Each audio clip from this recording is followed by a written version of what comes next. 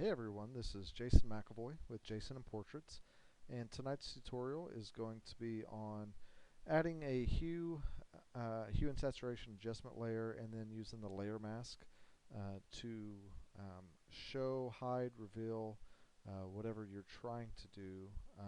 On this one, I'm going to do a couple different ones. I'm going to change the color of her outfit here, and then I will show you how we can target these leaves if we want to make it look a little bit more like fall. So let's get started. So the first thing we're going to do is come over here to our layer adjustment flyout and go to hue and saturation.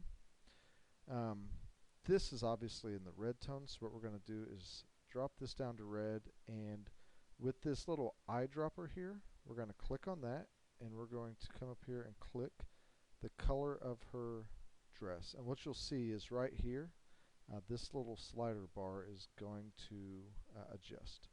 So now we have that color targeted, and what we can do is we can change the tone of that color. So let's just take it to a nice blue, pull back the saturation just a tiny bit, maybe make it a little bit deeper. None of that really matters. You can fit that to whatever you're trying to accomplish.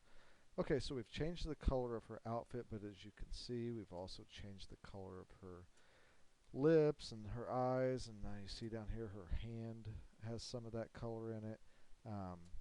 So what we want to do is just have that affected, on the actual romper here. So what we're going to do, since our background color is black, on a Mac, if you hold Control and hit Delete, it will fill your layer with that background color. So it'll fill it with black. We're going to select a brush, and white is our foreground.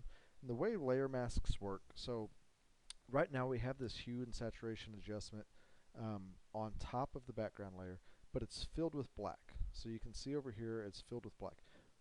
Black means you cannot see anything that's happening on this layer. So if you have a layer adjustment and the layer mask is filled with black, can't see anything.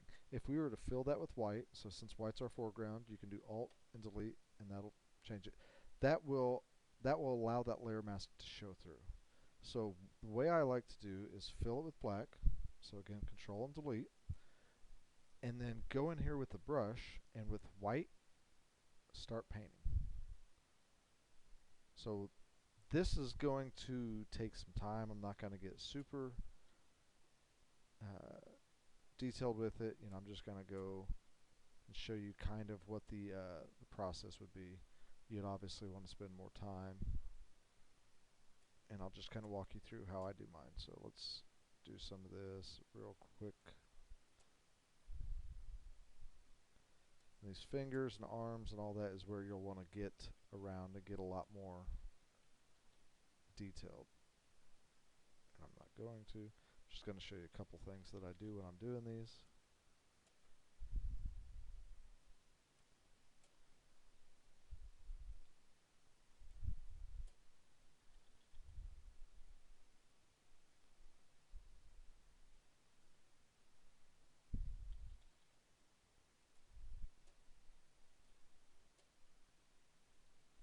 No rhyme or reason to how I do it. I just kind of bounce around.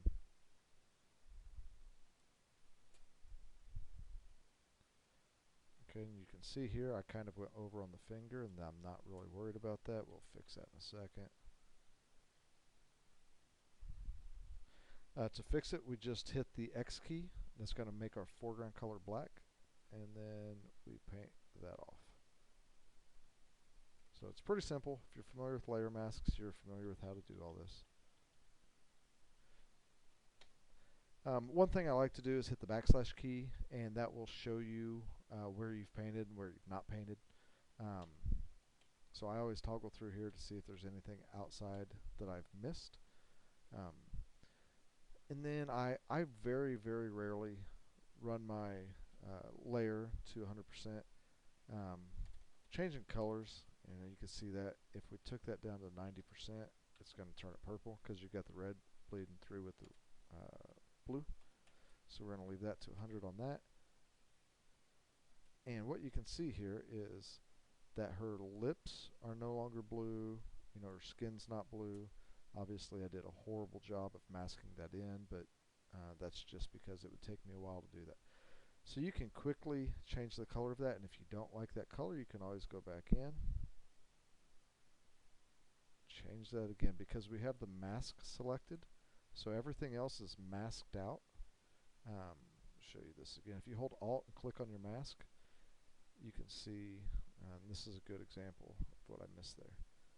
So, oh, nope, didn't miss it. That was her hand. So Alt, click, and that will be your mask. It'll show you exactly what you've got showing, which is white, and hidden, or what you can't see on the black. So we can double click back into that, and we can go back through if we want to turn it green to tie it in, which I think kind of looks horrible, but oh well. So you can see that. So what we did really quick, we went to a hue and saturation adjustment layer, targeted that color, and I'll just go through this again. So the dress was red. We selected red from the drop down, hit the eyedropper here, and then targeted that dress. I'm not going to do it again since we just did it.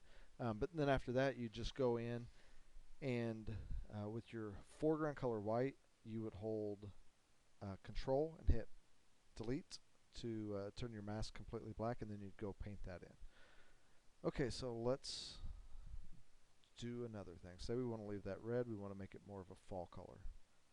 Fall setting, I should say. Hue and saturation. So I'm going to target these leaves. They are green. I'm going to drop down to green, hit my eyedropper, select that, and now we can start turning those colors. Don't want to go too far. Bump that up, pull that down a little bit. Okay, so I'm going to show you one other thing. So what you can start to see is that the moss in the back is going to turn colors. I'm going to add a second one since these leaves are different color. We'll see if these are going to be green also. There we go. So we got the bulk of the colors, the bulk of the leaves. Down a little bit, turn the brightness down just a tiny bit. Okay, so really quickly, again, you can see the moss here turned to just a horrid colored.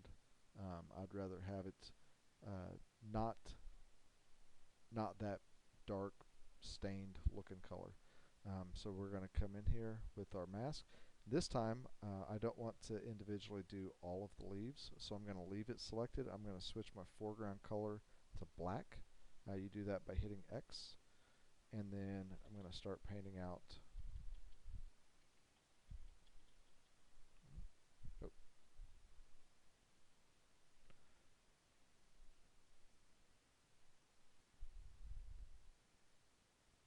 colors here. So we're at 100% opacity, 100% flow, foreground color black, and we're just going to bring back some of this. And what I'll probably do afterwards, and again I'm just doing a really quick job of this. That tree turned color, but I don't mind that. So I'm going to do a quick job of this. Behind her head I don't really mind. Just hit this little, come down that side. Then go back to foreground color. I'm going to turn these back. And this is where you'd have to get in really tight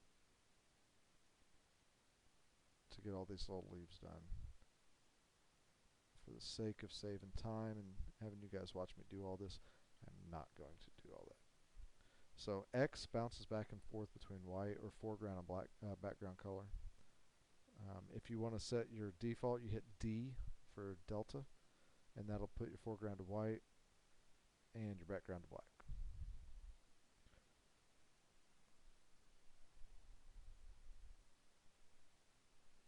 So, and then quickly we have changed that to from bright green to more of a fall color. So hopefully this will help you guys.